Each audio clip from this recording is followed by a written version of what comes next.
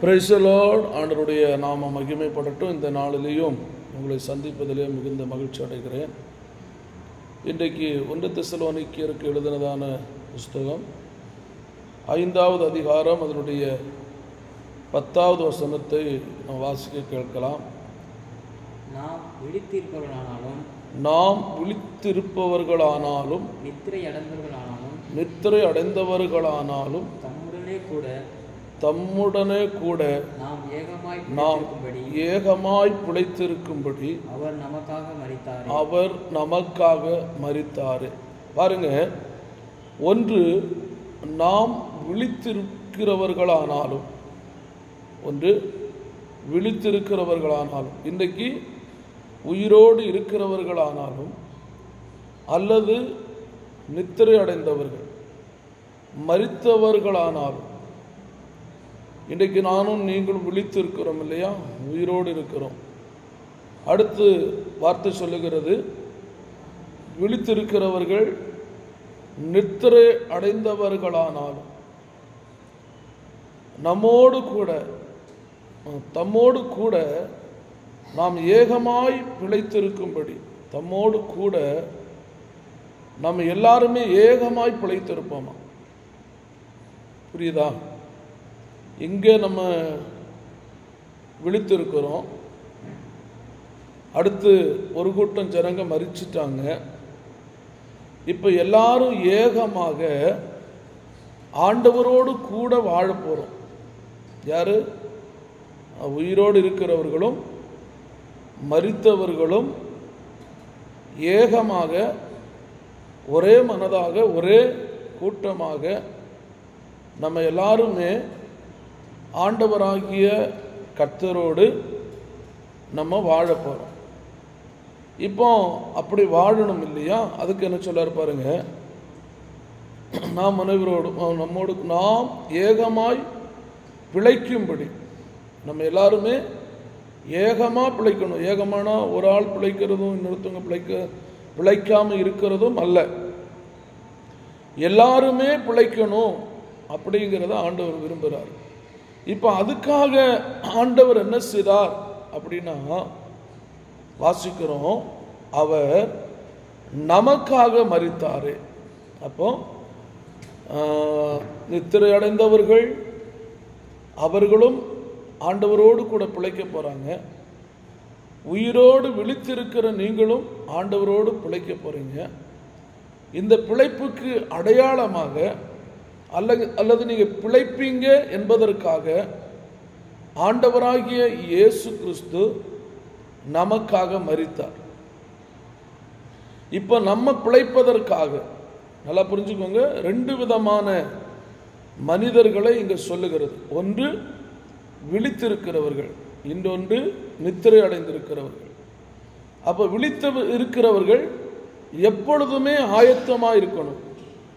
நித்திரை அடைந்திருக்கிறவர்களை அவர் எப்பொழுது தட்டுகிறாரோ அல்லது எப்பொழுது கூப்பிடுகிறார்களோ அப்பொழுது அவர்கள் எழுந்திருந்தா போதும். ஆனால் விழித்திருக்கிறவர்கள் அப்படி அல்ல, எப்பொழுதுமே ஆயத்தமாக இருக்க வேண்டும். புரியுதுங்களா? நீங்க உயிரோடு இருக்கிறவங்க எப்பொழுதும் ஆயத்தமாக இருக்கணும். ஆண்டவருடைய வருகை மட்டும் ஆயத்தம் உள்ளவர்களாக நீங்க இருக்கணும். இப்போ ஆயத்தம் இல்லாமல் இருந்தா நம்ம எங்க போக முடியாது? அந்த பரலோக ராஜ்யத்துக்கு போக முடியாது, பிழைக்க முடியாத ஒரு சூழ்நிலை ஆகிவிடும். வேதம் சொல்லுது இல்லையா, நீங்களோ மரித்தாலும் பிழைப்பீர்கள். நம்ம எப்படிங்க? மரித்தாலும் பிழைப்போம். ஏன்னா இந்த உலகத்தின் வாழ்வுக்காக மட்டும் நம்ம ஆண்டவர் என்ன செய்யல, தேடல. நம்ம மறுமை பரலோக ராஜ்யத்தை நம்ம எப்படியாவது என்ன செய்யணும், சுதந்தரிக்கணும் என்கிறதற்காகத்தான் நம்ம யாரை தேடிக்கிட்டு இருக்கிறோம்? ஆண்டவரை தேடுகிறோம். அதுதான் சொல்றாரு. இப்போ விழித்திருக்கிறவர்களானாலும் நித்திரை அடைந்தவர்களானாலும் தம்மோடு கூட, அதாவது நம்ம எங்க இருக்க போறோம் அப்படின்னா ஆண்டவரோடு கூட இருக்க போறோம். ஆண்டவரோடு கூட இருந்து அவரோடு கூட வாழ போறோம். அவருக்காக வாழ்வோம். அவர் உங்களை நிச்சயமாய் ஆசீர்வதிப்பார். நாம் ஒருவேளை விழித்திருக்கிறவர்கள் ஆயத்தமாயிருங்க. நித்திரை அடைந்தவர்களை குறித்து கவலைப்படாதுங்க. அவர்கள் ஆண்டவர் வரும்போது எழுந்திருப்பார்கள். அவர்கள் எழுந்திருப்பார்கள். அவர்களும் நாமும் எல்லாரும் ஏகமாய் ஒரே கூட்டமாக அந்த தேவனுடைய ராஜ்யத்திலே சந்தோஷமாக இருப்போம். அதுக்காக ஒருத்தவங்க மரிச்சிட்டாங்க, அதனால ஆண்டவர் இல்லைன்னு சொல்லி பின்மாற்றம் அடைஞ்சிடாதுங்க. மரித்தவர்கள் பரலோக ராஜ்யத்தில் இருக்கிறார்கள். உயிரோடு இருக்கிற நீங்களும் பரலோக ராஜ்யத்திற்கு போவதற்காக உங்களை ஆயத்தப்படுத்திக் கொள்ளுங்கள். உங்களை ஆயத்தப்படுத்திக் கொள்ளுங்கள். நித்திரை அடைந்தவர்கள் நிமித்தமாய் நீங்கள் துக்கப்பட வேண்டிய அவசியம் இல்லை. அதுதான் இங்கு சொல்லுகிறது.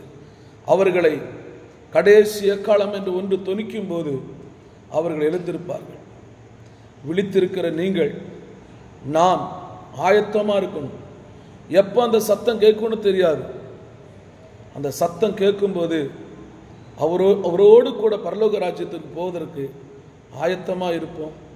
பிறரையும் நீங்கள் ஆயத்தப்படுத்துங்க. ஓகே, கர்த்தர் உங்கள் வாழ்க்கையை நிச்சயமாக ஆசீர்வதிப்பாருங்க.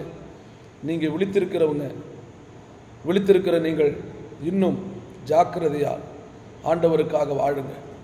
உங்களுக்காகவும் எனக்காகவும் ஆண்டவராகிய இயேசு கிறிஸ்து மரித்திருக்கிறார்.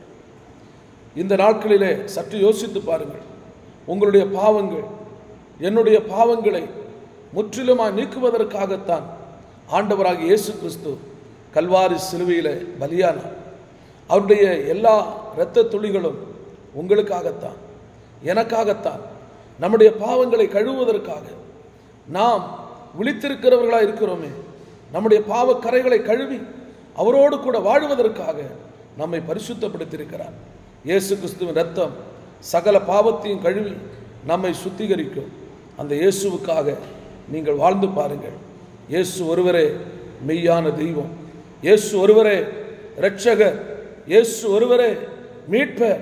இயேசு ஒருவரே சர்வ லோகத்துக்கும் ஆண்டவர். அந்த ஆண்டவரை உங்களுக்கும் தெய்வமாக ஏற்றுக்கொள்ளுங்கள். உங்கள் குடும்பத்தை, உங்களை அவர் ஆசீர்வதிப்பார். அது மட்டுமல்ல, கடைசியில் நம்ம எல்லாரும் சேர்ந்து ஏகோபித்து ஒரே மனமாய் ஒரே கூட்டமாய் பரலோக ராஜ்யத்தில் ஆண்டவரோடு கூட வாழும் காலம் வெகு சீக்கிரமாயிருக்கிறது. கர்த்தர் நம்மை ஆசீர்வதிப்பாராக. God bless you. ஆமென்.